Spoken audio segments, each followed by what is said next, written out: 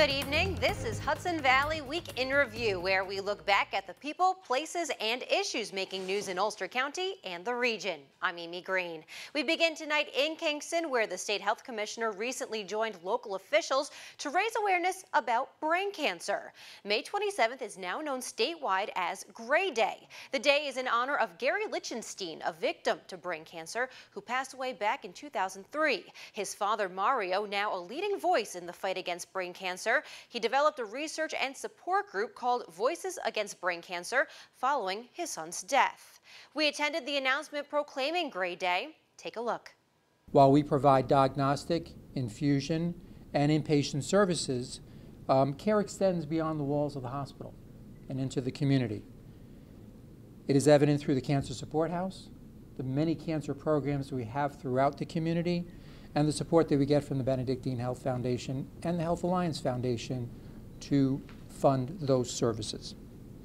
I was talking outside to some of the folks and trying to convey to them what a special community this is. And we are different. We are small. We are rural. But I think we are patently unique because, as we say all the time, we not only care for the patients of this community, we care about them. And I think that's so critically important to the support that cancer patients need. There's great research and great technology elsewhere, but the care and the love that they get here is second to none. So without further ado, it is my pleasure to introduce the County Executive, Mike Hine.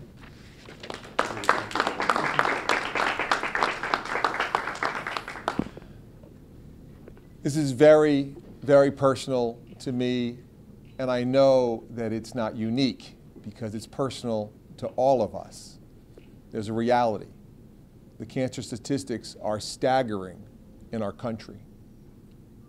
So many families are impacted.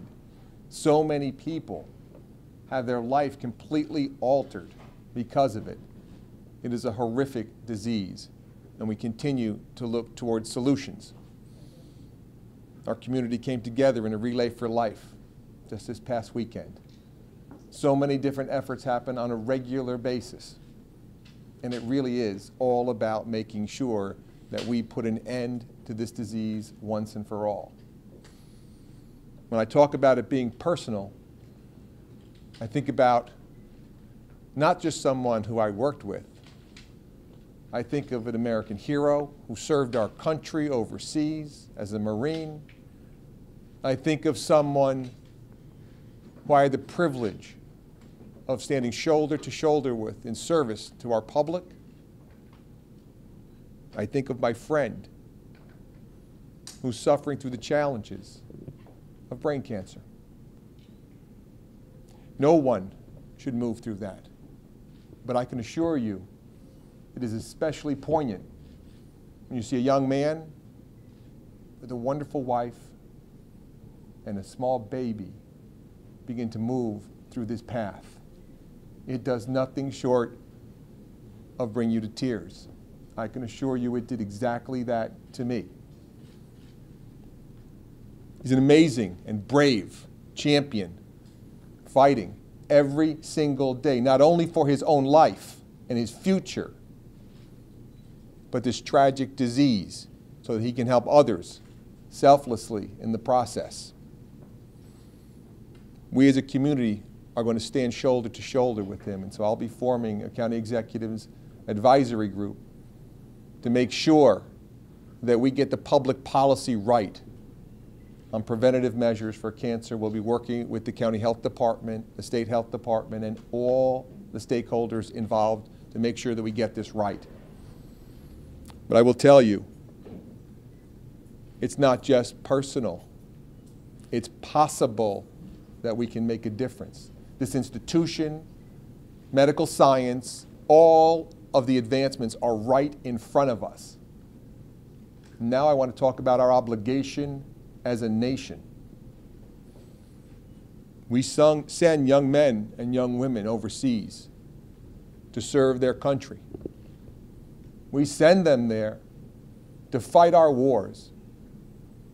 It is critically important that when they return home, that we are there for them. So many of them are exposed to carcinogenic substances, So many of them are exposed and impacted by this tragic disease and so many others, that we as a nation have to bear the responsibility, if we are so bold as to send people into harm's way, that we are there for them when they are harmed. We're a great nation. We have an obligation to do better. And I'm confident that that's possible.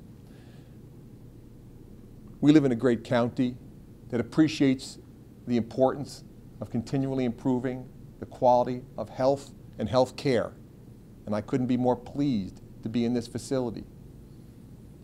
We are also in a state that understands the importance of this, and we have seen this by real-world actions that are not simple, they are complex, and they are bold. And they have been done by the next individual who is going to speak, the Commissioner of Health for the state of New York, a very brave man, Dr. Howard Zucker.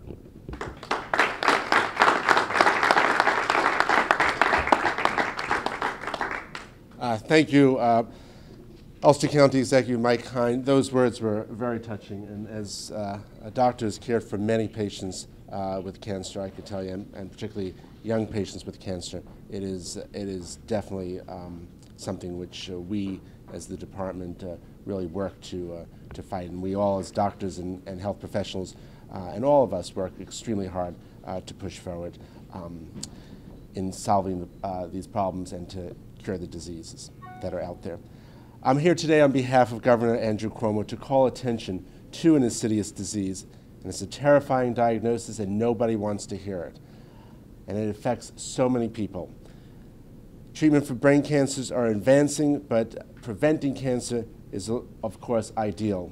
Among those in the trenches are a group called Voices Against Brain Cancer. The organization was founded by Mario Lichtenstein, whose son Gary died of brain cancer in 2003, just the age of 24. And 12 years later, their mission continues, stronger than ever. The group's motto is, "We've lost great minds to brain cancer.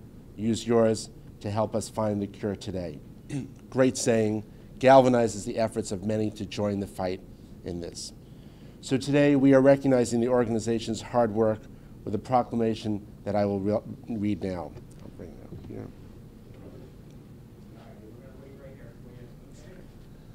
Whereas each year in the United States, more than 23,000 people are diagnosed with cancer of the brain and nervous system, and whereas each year in New York State, over 1,300 men and women are diagnosed with cancer of the brain and nervous system, and almost 800 die from the disease each year. And whereas brain cancer can occur at any age, but is more common in children under the age of 15 and adults 65 years of age and over.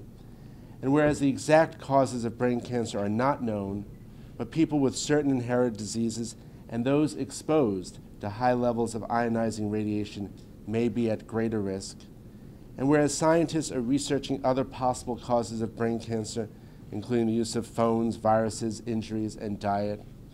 And whereas to help reduce the risks of getting cancer of the brain and other parts of the nervous system, individuals are encouraged to be aware of their family history and discuss any concerns with a healthcare provider, discuss the risks and the benefits of all medical imaging, such as CAT scans and x-rays, with a healthcare provider to avoid unnecessary exposure to ionizing radiation, and to be aware of workplace health and safety rules and follow them. And whereas treatment for brain cancer should follow guidelines established by reputable medical organizations, such as the National Comprehensive Cancer Network, and whereas palliative care can maximize the quality of life for patients with brain cancer and their caregivers, and can be provided throughout the course of the disease, and whereas New York State supports the efforts of patients, medical professionals, researchers, and others to raise public awareness about brain cancer, including events and activities to, quote, go gray in May, quote.